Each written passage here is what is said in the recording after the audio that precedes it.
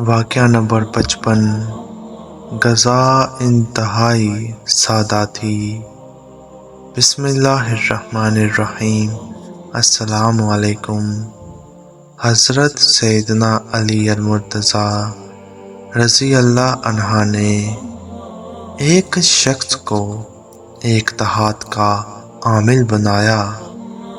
چونکہ دیہات میں نمازی ٹھہرا نہیں کرتے تھے، اس لیے آپ رضی اللہ عنہ نے اسے حکم دیا کہ جب ظہر کا وقت ہو تو تم میرے پاس چلے آنا۔ چنانچہ وہ آپ کے پاس آیا۔ آپ رضی اللہ عنہ کی خدمت میں جب وہ حاضر ہوا تو آپ رضی اللہ عنہ کے پاس اس وقت ایک پیالہ اور ایک کوزہ پانی کا تھا۔ آپ رضی اللہ عنہ نے ایک چھوٹی تھیلی منگوائی۔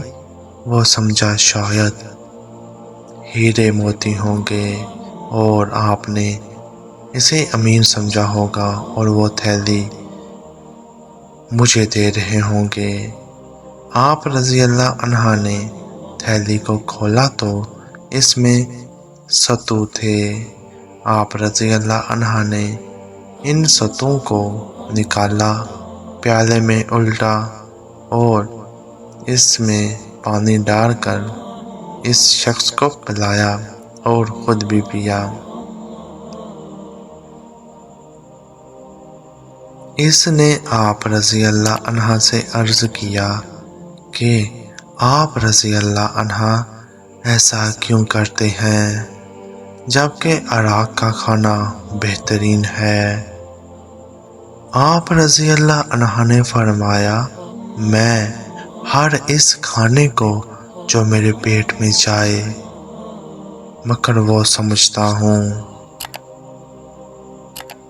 یعنی اس کھانے کو جو میرے پیٹ میں جائے مکروہ سمجھتا ہوں سوائے رزق حلال کے، اور میں اپنی تھیلی پر مہر لگاتا ہوں تاکہ یہ دوسری تھیلیوں میں نہ مل جائے اور میں دوسری تھیلی استعمال نہ کر لوں۔